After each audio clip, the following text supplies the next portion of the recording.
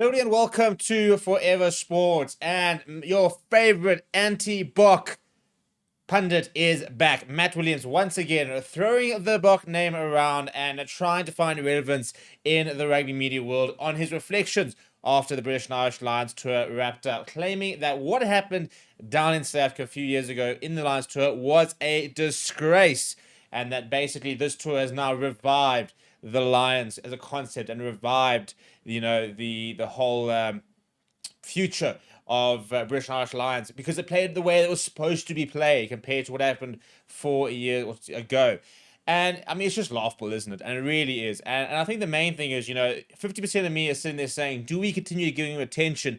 And the other 50% is, you've got to start calling this stuff out. How he continues to have any sort of relevance as a pundit, as a presenter, as any sort of analyst blows my mind. When you look at his, first of all, his CV, his remarks, and the fact that he's just so off the mark all the time. And the problem is now is that I think that people are bringing him on and podcasts and likes are bringing him on because he's inflammatory, and that's the whole point. And to be honest, there's a lot more people out there who are far more interesting and as inflammatory as you could get on rather than him. But I thought we should dive into a little bit of what he's saying and kind of see whether anything he says might have a little bit of merit. Before we do that, please do smash a like on the video. Please do subscribe to the channel as well. Right. The South African tour. So, this is what he had to say. So basically, he was appearing on Off the Ball, which, are a fellow Bok bashers, really. And he's speaking about the British and Irish Lions tour that's just come to an end. Now, I think that overall, it was a pretty good tour. I think that the Test match series was really entertaining. Some of the provincial matches threatened to be good. I mean, the First Nations and Pacifica 15 was by far probably my favorite game to watch in terms of a team of thrown together players, playing for in a first ever iteration of that type of team, pushing the Lions for 80 minutes. That was definitely my favorite test. Or favorite match rather. The test series itself was quite entertaining. Apart from that, to be honest, it took us a long time to get into the series because we just was struggling to really see any relevance given how poor the Wallabies have been previously and how poor we expected the test match sort of series to go. And now it's being hailed as the series which is going to basically reignite Lions rugby. So let's get into what he had to say, shall we? Was the worst tour, the worst games of international rugby, I think. Now, basically, so that's how he starts off, talking about the fact that the South African tour, the British and Irish Lions South African tour, was the worst tour, the worst international tour he has ever seen. I mean, we've seen teams go to New Zealand and lose like 18-0, 3 matches in a row without getting into second gear. But apparently a series that went down to an 80th or 79th minute kick for poles to win the series in probably one of the most evenly contested series, bar maybe New Zealand 2017 series ever, was the worst tour ever. Now, these are the reasons. So all things considered there, what you're saying about the Lions. Overall, can the Lions be proud of the tour? On what kills me over here is that he's talking about, so basically talking about, for the reasons provided against, or what's going against the South African tour, and we'll talk about that in a second, is what made this tour so better. Now, put it this way, we talk about obsessed, like absolute obsession.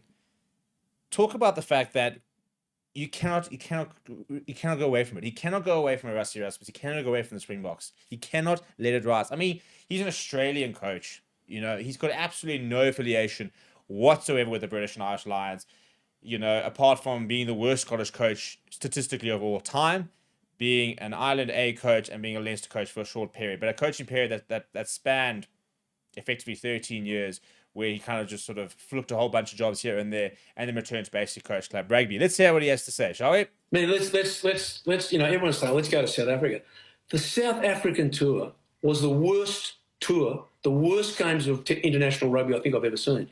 The way that both management teams, the off-field teams, conducted themselves was disgraceful. Rassie was running on the field as a water carrier. They are leaking videos onto about criticising referees, ringing people up. The style of rugby was an abomination. My favorite thing, the style of rugby was an abomination. The problem with this is that, if you look back at the tour, it's amazing how, not a single comment there about the conditions the tour was played. I think that was probably the toughest tour. In fact, all the players and coaches have said that was the toughest tour they have ever been on.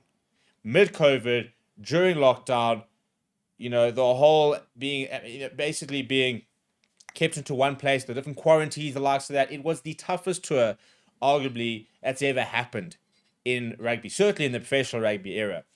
Now, you talk about the standard rugby. Now, Warren Ball was always very characteristically quite physical, very intelligent kicking game. The Springboks are a team that had an entire year with no rugby in 2020 going into this series. I mean, I think we saw some pretty good rugby being played. Maybe it wasn't, your club rugby on a Sunday with, long flowing rugby, and this whole idea that running rugby produces better games, for me, continues to be a fallacy. There were some really nice tries scored in that series. There were, and if you're gonna say there aren't, then you're just lying to yourself. I mean, the try that Ches and Colby scored, for example, was a top try. We saw a complete arm wrestle of two teams that there was not a lot in between them. We saw the British and Irish Lions beat the Boks in that first test. The Boks responded with a pretty impressive performance in the second test, and then a third test that went down to the absolute wire. 3 tests in the same venue, no change of conditions, no crowds, no, like tour vibes in terms of the British Isles Lions being able to go out and assimilate with the people. No vibes whatsoever. It was never going to be an all-timer type of tour. I think given the circumstances we actually saw, and if you've watched the Lions documentary, it shows you, first of all, how difficult the tour was, but actually how good some of the rugby was. And it was against the world champions, the British and Irish Lions versus the world champions. That is exactly what you want on a tour. That's what made 2009 so special. That's what made 2017 so special. Is it's the best team in the world against the British and Irish Lions, not the British and Irish Lions versus the Wallabies. Which at the moment in this particular Wallabies side are ranked, I think they're actually almost outside the top 10. So to be honest, I think I kind of look at that series, and I'm not trying to take away what the Wallabies did. I think that they really did play it well, and I'm really hoping that Joe Schmidt's got them on the genuine up. But I actually think that the Lions were incredibly poor in not having to dispatch them easier, to be perfectly honest. I think they should have won 3-0. They had the team to win 3-0, playing against a side that had no business competing with them. If you look at the inexperience in that Wallaby side, they should never have competed with that British and Irish Lions side. I mean, Tom Lynott made his first ever start in a Wallabies jersey in the first test. He got all 3 tests. Just Suali'i wasn't even playing rugby union the last time the Lions were playing rugby. You had players coming through that were on debut, players that had played less than 10 tests. One of the most inexperienced Wallabies teams ever that went on to beat a British and Irish Lions side, which featured a majority Irish side, which had been number 1 in the world for a long time, for the last 4 or 5 years. One of the best Scottish sides that we've seen in recent history, an England side on the rise, and unfortunately a Welsh side which is currently a bit nowhere. I don't see how you look at this tour, and this is what you think. All they did was kick across field and chase. It was not played with spirit. I mean, again, we now back at the spirit of rugby, which is his favorite thing, isn't it? The spirit of rugby.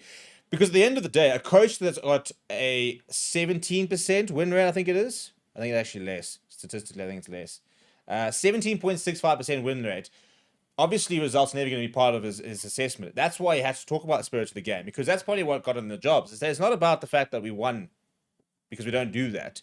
It's the spirit of the game. The spirit of the game is, Scotland winning 17.65% of their matches under him. Not the results they got. It's about the I want to be aggressive, but no problem with aggression. But it wasn't played in a spirit of rugby.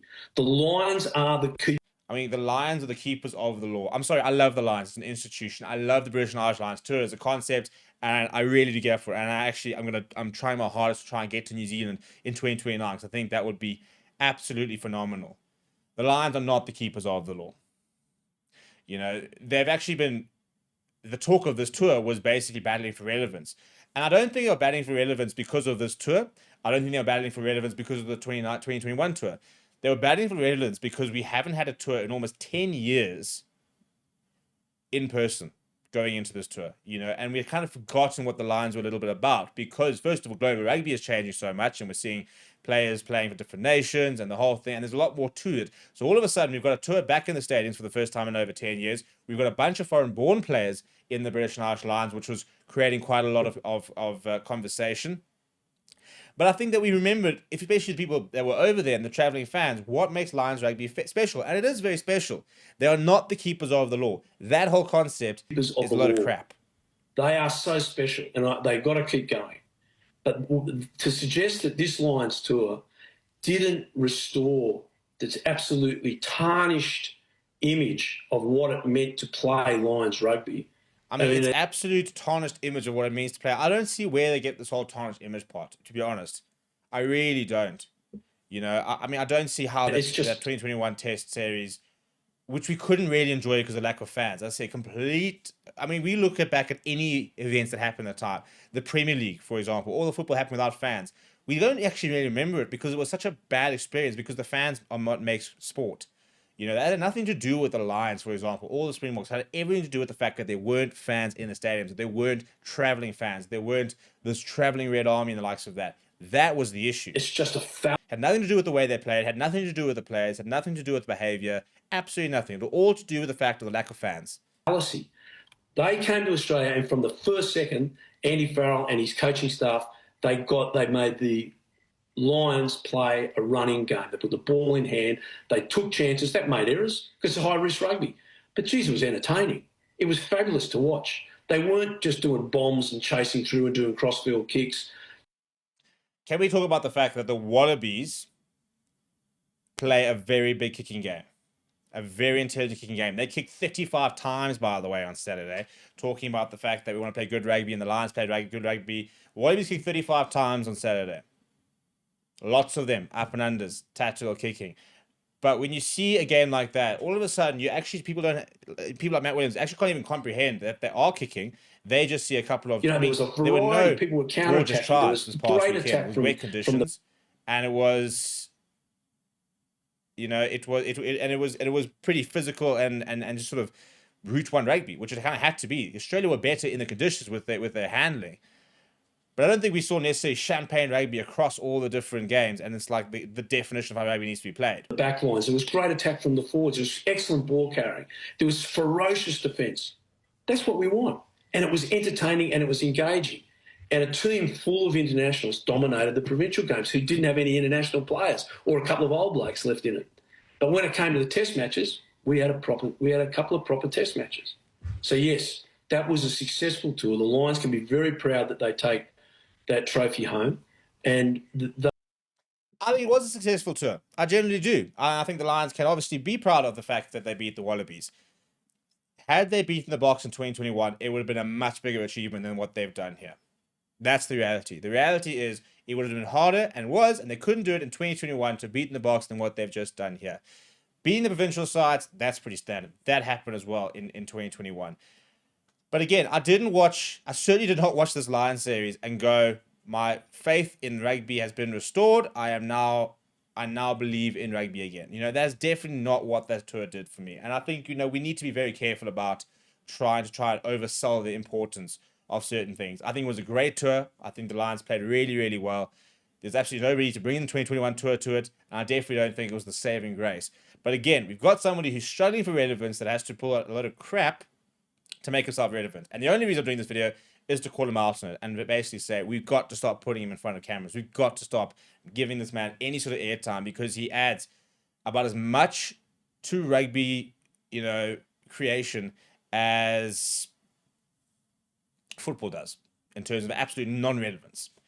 It is so bad, and we've got to actively tell broadcasts and the likes of that to stop bringing them on, you know, and yes, you know, engaging them sometimes helps, inverted commas, but we can't let people like this who've got a voice get away with spewing the rubbish they spew without any sort of you know, kickback. So yeah, I don't know, maybe you agree, and maybe I'm completely off the mark from what you think, but what do you think down in the comments below? I personally cannot understand why it's still going, and the whole video doesn't make sense to me. I can't understand the whole bringing in South Africa into it at all. Maybe that's just me. Let me know down in the comments below. Smash the like on the video, subscribe to the channel as well. Thank you very much for watching. My name is Steve, and I'll chat to you soon.